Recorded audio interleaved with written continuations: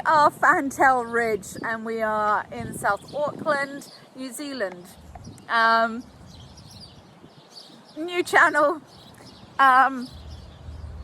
new endeavours, and trying to do what we can here now that we are in the middle of a complete lockdown. But I thought, why not start a channel, get it going, show you what's what, and you can hopefully join us on the journey and the chaos to getting the homestead launched into providing people with a little bit of sunshine in the way of cut flowers.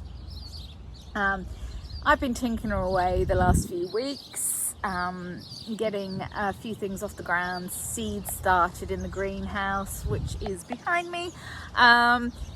A little bit of history with us. I'm not new to growing. I'm not a professional either. I am 46. I've been growing with my grandparents, my parents. I grew up with growing vegetables in the garden, growing flowers, and when we moved here roughly 12 years ago, there was nothing about the house and the garage, and so my husband and I and 2 kids have been planting up a food forest here. But we have decided to also add a small cut flower farm within the orchard space of the property. It is in its infancy.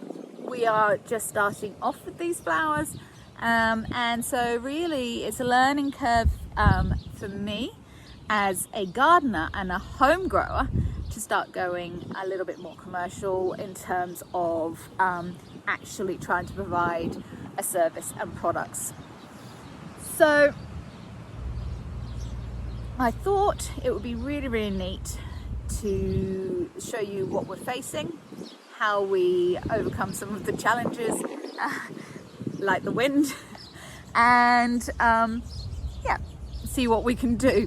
And I'm very happy for tips. YouTube has been a really good source of inspiration for me, as well as materials and ideas and things like that. So I can't thank all the other people who have put their heart and soul out there to try and pass on some knowledge and some pros, cons and things like that. So thank you to all those. And as we go through the channels, hopefully you will see some of the people that have inspired me, but also to see what we here in New Zealand can tap into, because we are restricted in some respects in terms of biosecurity here.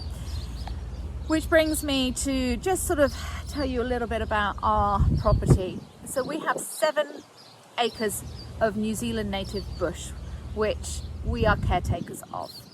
And it basically pretty much surrounds the property on 3 sides. I love it. We don't want to touch it. We encourage native species, tuis, as much as possible, fantails, which is why we're called Fantail Ridge, because I have some little friends that always garden with me, and they will feature quite heavily in the channel if they want to show off a bit. And yeah, we've got wetters, we've got all sorts of native insects here, and it is just a phenomenal place to be gifted for our living and bringing up our 2 boys. You will hear a lot of noises in the background as well, and that's farmland surrounding us. We don't own it, that's our neighbours, and the market gardens further off. But because of the nature of where we are in the valley behind us, you kind of get all the noise coming in. Plus, being locked down, there aren't so many cars on the road, obviously, and so we get to hear more of the real good sounds around.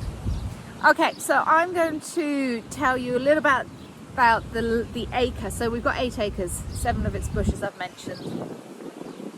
1 acre we can work with in terms of growing, living, changing, adapting.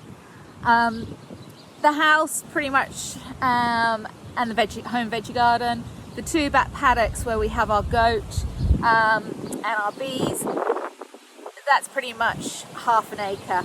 So I'm working with the other half of the acre initially. That's phase 1, and that's our orchard. So when we moved in, as I said, there was nothing here. 12 years ago we planted a lot of trees, fruit trees. They're now really producing well in their seasons. Not at the moment, because we are just at the beginning of spring, but they are budding up and they're starting to come to life, as our little fig tree there is showing. So my plan here is, in amongst all our beautiful trees, the apple trees, the nectarine, the elderberries, the olives, the figs, the cherry trees, the chestnut trees, we are pears as well, and citrus, and everything we could possibly think of that we may need is here. I'm planting the flowers strategically around the orchard. Here we have daffodils, and the reason why I am putting bulbs directly under the fruit trees is because I only need to disturb the tree once, and that's putting the bulbs in. You'll see captions as we go with particular flowers. In a nutshell, with daffodils, you shouldn't really dig them up for 5 years.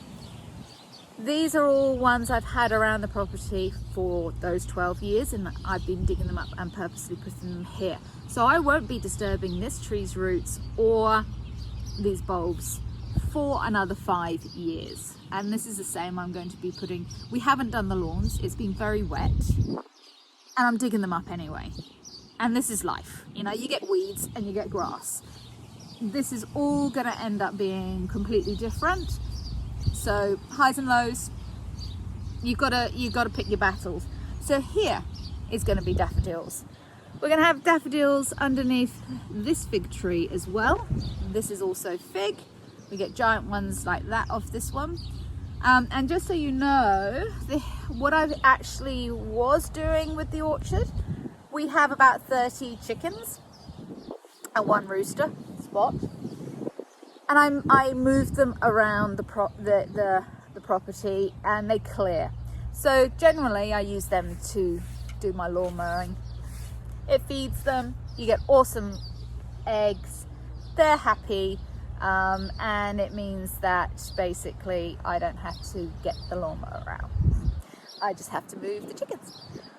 However, we have a big coop here, which I will be renovating as part of the whole changing up and improving the property, and it's huge. We have another hen house here, but this is our pullet house. So we have currently 8 brown shavers in there for calf club, school calf club. Each year the children raise an animal to bring on and display and show at the school fete. So we got the opportunity of getting 8. We have bred our own, so we have heritage in this one here as well as brown shavers. Good mixture. I love them, and you'll hear me talking to them a lot. They're my girls. I've got 3 boys in the house, including my husband. I've got 3 boy cats. I've got a female dog and a female cat, but they don't listen to me. I come and talk to my girls out here. We have a lily bed. This is up and coming, so I planted this just pre-lockdown. Okay, so doing pretty well. And you got to bear in mind that this has all been fertilized by the chickens. We don't have to do much initially. So the chicken house that's there has actually been sat on this, and they've been feeding the ground for us. So we're just really using that initially. We've got a worm farm. we use our goat toilet stuff, we use the chicken poo, we grow our own compost, although I'm not using our own compost in the flower beds at the moment, and